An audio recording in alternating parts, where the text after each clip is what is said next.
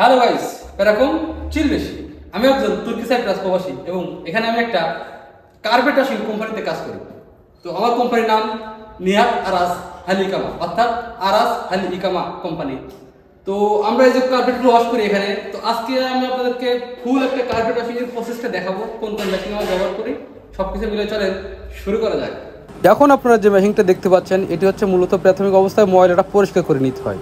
এভাবে উপুল করে দিয়ে তারপরে ওই দিক থেকে মনে করেন যে একটা রোল করে কার্পেটটাকে বের করে নিতে হয়। তাতে কী হয়, কার্পেটের প্রাথমিক অবস্থায় যে ধুলাবালিগুলো থাকে, পাথরের কুচি থাকে, ওইগুলো বের হয়ে যায়। আর এখন যেটা দেখতে পাচ্ছেন, এটা হচ্ছে আমাদের যে মেন যে বড় মেশিন, সেটা যেটাতে আমরা ওয়াশ করবো কার্পেটটা। এখন কার্পেটটা আমি উপরে দিলাম, পানি ছাড়লাম এবং যা কিছু দরকার আর কি, এক কথায় মেশিনটা চালু করে দিলাম। এখন ভিতরের অবস্থানটা দেখেন, এরকম চারটা সামনে পিছনে 8টা বিরাজ থাকে। এই বিরাজগুলো অনাব্রত মনে করেন যে কার্পেটের উপরে এভাবে ঘষতে থাকে, আর সাবান পানি যা দরকার সব কিছুই মনে করেন অটোমেটিক চলে আসে। মেশিনের পেছন দিয়ে কার্পেটটা এইভাবে বের হয় এবং এইভাবে বের হওয়ার পরে তাকে মনে করেন যে রোল তৈরি করে দিতে হয়। রোলটা প্রথম অবস্থায় তৈরি করে দেওয়ার পরে এটা আস্তে আস্তে ধীরে ধীরে নিজেই রোলটা তৈরি করে। দেখেন কীভাবে নিজে নিজে রোল হচ্ছে।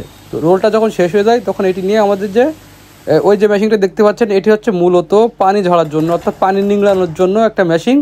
এই মেশিনের ভিতরে দেখেন দিয়ে দিলাম। দেওয়ার পরে এখন এই মেশিনটা সম্পূর্ণ চলে হাওয়ার উপর ডিপেন্ড করে, ঠিক আছে। কার্পেটটার ভিতরে ঘোরায়, প্রচণ্ড বেগে কার্পেটটা ঘোরায়, যার ফলে ভিতরে যত পানি থাকে মনে করেন যে পানিগুলো বের হয়ে যায়। এখন আপনারা দেখতে পাবেন যে দেখেন কীভাবে পানিটা বেরোবে। এই এখন আসেনি, এই তো চলে আসছে পানি। দেখেন কার্পেটের ভিতরে যত প্রকারের পানি আছে, দেখেন এই পানিগুলো কিন্তু সব বের হয়ে যাচ্ছে, অর্থাৎ এক কথায় কার্পেটটাকে নিংড়ানো হয়ে যাচ্ছে। তো এইভাবে মনে করেন যে কার্পেটটা ধোয়ার পরে নিংড়াতে হয়, পানিটা নিংড়াই নেওয়া হয়। নেওয়ার পরে এটি আপনার নাড়ার জন্য নিতে হয়, অর্থাৎ বিভিন্ন ধরনের হ্যাঙ্গার আছে আমাদের। এখন আমি আপনাদেরকে দেখাবো আমাদের যে হ্যাঙ্গারটা। তো আমাদের বিভিন্ন হ্যাঙ্গারও আছে, বাইরেও আমরা শুকাই, আবার এমনকি আমাদের ভিতরে একটা রুমও আছে। তো সেই রুমটা হচ্ছে, এটাকে বলা হচ্ছে আপনার হিটার রুম, ঠিক আছে। তো আমি আপনাদেরকে এখন হিটার রুমটা দেখাচ্ছি। এটা হচ্ছে আমাদের সেই মেশিন, 2টা পাখা দেখেন এখানে। তো এই মেশিন দিয়ে মনে হয় গরম হাওয়া ছাড়ে এবং এখানে এই কার্পেটগুলো শুকায় আর কি। এখানে প্রায় 12 ঘন্টা টাইম লাগে এইভাবে কার্পেটটা দিয়ে, এই কাজ শেষ। তো কার্পেটটা শুকানোর পরে আমরা যদি কার্পেটটা শুকাই যায়, এই মেশিনটা দিয়ে আমাদেরকে রোল করতে হয়। আপনারা অনেকেই এই মেশিনটা আগের ভিডিওতে দেখছেন। তো এই ভিডিওটা হয়তো বা আগের যে ভিডিওটা ছিল সেম হয়ে গেছে এই ভিডিওটা। তো আপনারা অনেকে এই ভিডিওটা দেখছেন যে কীভাবে আমরা কার্পেটটাকে রোল করি এবং কার্পেটটাকে প্যাকেটের জন্য তৈরি করি।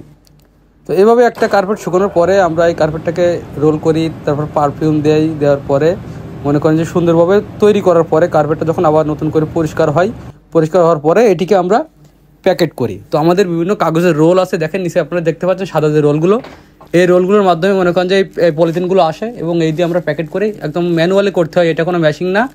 প্যাকেটের কাজটা আমাদেরকে ম্যানুয়ালি করা লাগে, যেহেতু প্যাকেটের জন্য আলাদা করে কোনো মেশিন নাই আমাদের এখানে অনেক মেশিনই আছে, কিন্তু আলাদা করে প্যাকেটের জন্য কোনো মেশিন নাই।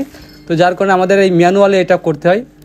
তো এভাবে আমরা মনে করেন যে একটা কার্পেট একজনের বাড়ির থেকে আনার পরের থেকে শুরু করে পুরো পরিষ্কার করে প্রসেসিং করে সেই কার্পেটটাকে পারফিউম দিয়ে শুকিয়ে প্যাকেট করে তারপর আবার মনে করেন তাদের বাসায় ডেলিভারি দিয়ে আসি। এখন এটা রেখে দিলাম, পরবর্তী ডেলিভারির জন্য লিস্ট তৈরি করা হবে, এইভাবে আর কি। গাইস, এটা হচ্ছে আমার তুর্কি সাইপ্রাসের নিত্যদিনের কাজ, ঠিক আছে। আমি এভাবে একটা তুর্কি সাইপ্রাসের একটা কার্পেট ওয়াশিং কোম্পানিতে কাজ করি এবং এভাবেই প্রতিদিন কাজ করি। সব কিছু মিলে আল্লাহ হাফেজ, বাই বাই।